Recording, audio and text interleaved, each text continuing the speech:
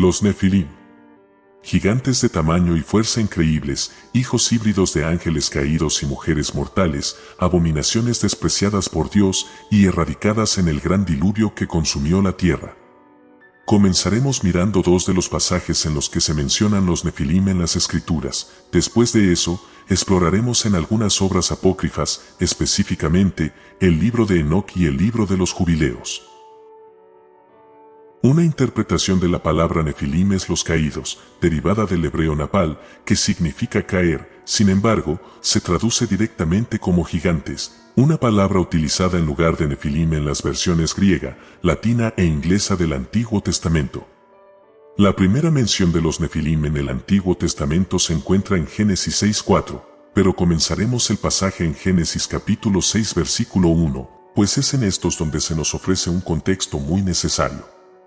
Básicamente, se describe a un grupo de seres divinos, probablemente ángeles caídos, tomando mujeres como esposas y dando origen a los Nefilim, descendientes producidos a partir de estas uniones antinaturales. Y aconteció que cuando comenzaron los hombres a multiplicarse sobre la faz de la tierra, y les nacieron hijas, fueron vistas como hermosas por los hijos de Dios, tomando para sí mujeres, escogiendo entre todas. En aquellos días después que entraron los hijos de Dios a las hijas de los hombres, hubo gigantes en la tierra. La segunda mención de los Nefilim en el Antiguo Testamento se encuentra en Números capítulo 13 versículos 32 al 33, cuando los israelitas se preparaban para entrar en la tierra de Canaán, tierra que los israelitas conquistaron después de su éxodo de Egipto. Después de derrotar a los cananeos, esta tierra se convirtió en el lugar donde se establecieron los reinos de Israel y Judá.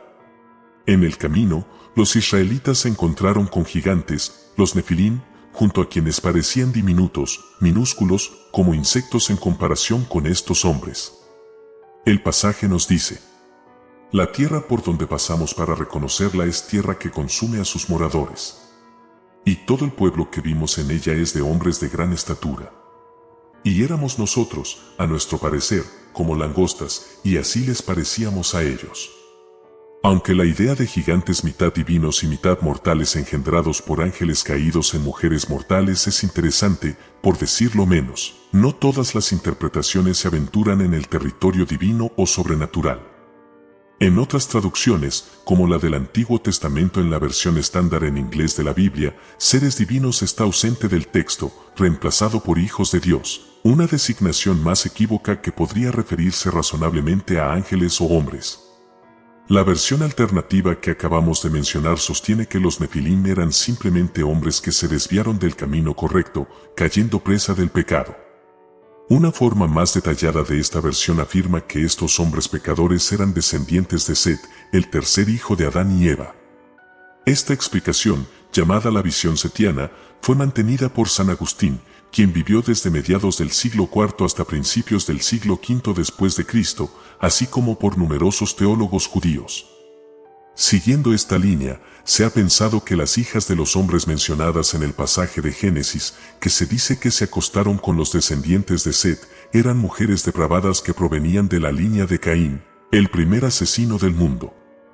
Volviendo a la idea de la unión de los ángeles caídos con las hijas de los hombres, vemos que en varios trabajos apócrifos, es decir, obras de autenticidad dudosa, amplían la versión en la que los ángeles engendran a los Nefilim, haciendo que estos sean mitad ángel y mitad humano.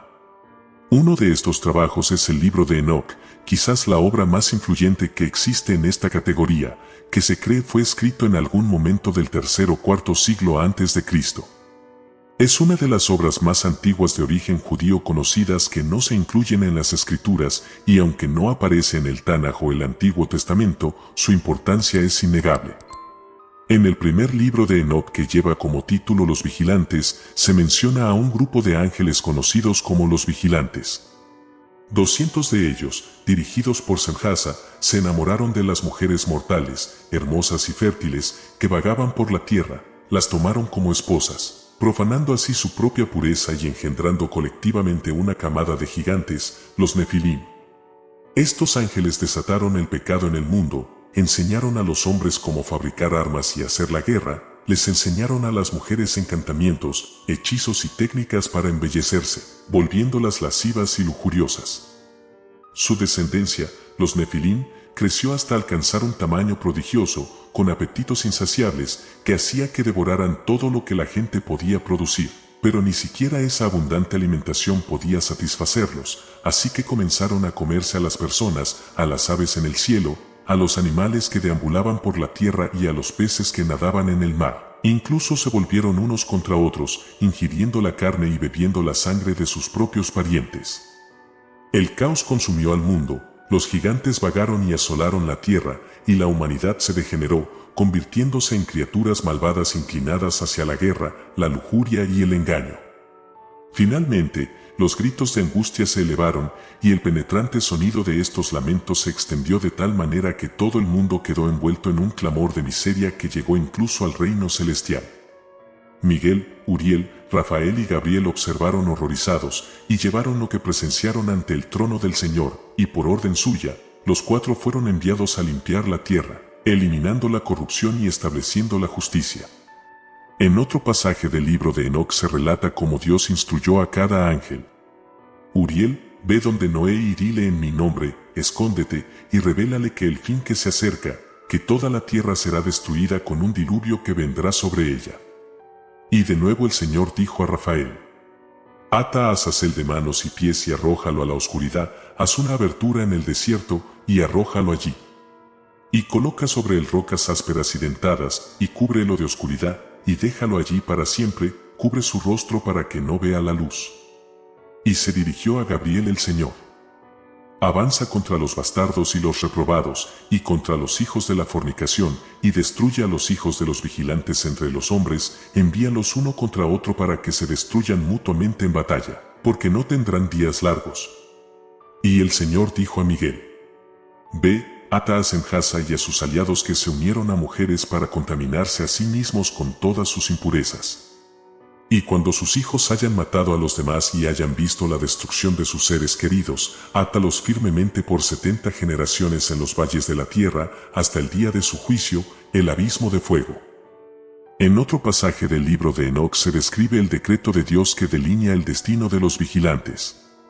Habéis causado gran destrucción en la tierra, y no tendréis paz ni perdón por el pecado, y en la medida en que se deleitan en sus hijos, verán el asesinato de sus seres queridos, y lamentarán su destrucción, y harán súplicas por la eternidad, pero no obtendrán misericordia ni paz. Al escuchar el destino que les esperaba, los vigilantes quedaron paralizados por el miedo. Una sentencia de muerte era un castigo trivial en comparación con la proclamación de Dios. Suplican por perdón, pero luego se establece la implacabilidad de las palabras de Dios. Ninguna súplica, ni por ellos ni por sus hijos, afectaría la determinación de Dios, y estarán atados a la tierra y excluidos del cielo por toda la eternidad. Algunos han hipotetizado que los demonios, como posiblemente se insinúa en el libro de Enoc, son de hecho los espíritus desencarnados de los Nefilim, esto basado en el siguiente pasaje que inspiró este pensamiento. Y ahora, los gigantes, que son engendrados de los espíritus y la carne, serán llamados espíritus malignos en la tierra, y en la tierra será su morada. Surgidos de sus cuerpos porque nacen de los hombres, y de los vigilantes santos es su origen primordial, serán llamados espíritus malignos en la tierra, que afligen, oprimen, destruyen, atacan, luchan y causan estragos en la tierra y provocan problemas. Otra obra apócrifa que habla de los Nefilim es el libro de los Jubileos, que se cree que fue escrito alrededor del año 100 a.C., donde supuestamente un ángel actúa como medio para que Dios le revele a Moisés. Lo que se dice de los Nefilim en el libro de los Jubileos es bastante similar al libro de Enoc, como se puede deducir por este pasaje que detalla la maldad de los Nefilim y su destrucción final por el gran diluvio que arrasa la tierra.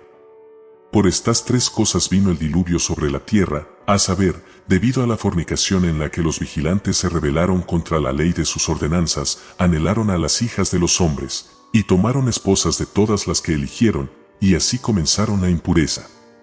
Y engendraron como hijos a los Nefilim, donde todos eran diferentes y se devoraban unos a otros, por lo que el Señor destruyó todo de la faz de la tierra. La fama creada alrededor de los Nefilim ha servido de base para muchas mitologías de los pueblos que se esparcieron por toda la tierra.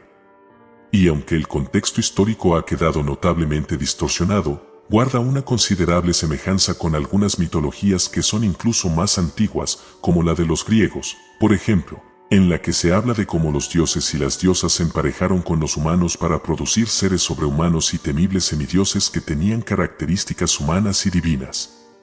Esto nos lleva a pensar si estas interpretaciones presentadas anteriormente son correctas o son solo una muestra de cómo la realidad ha sido distorsionada.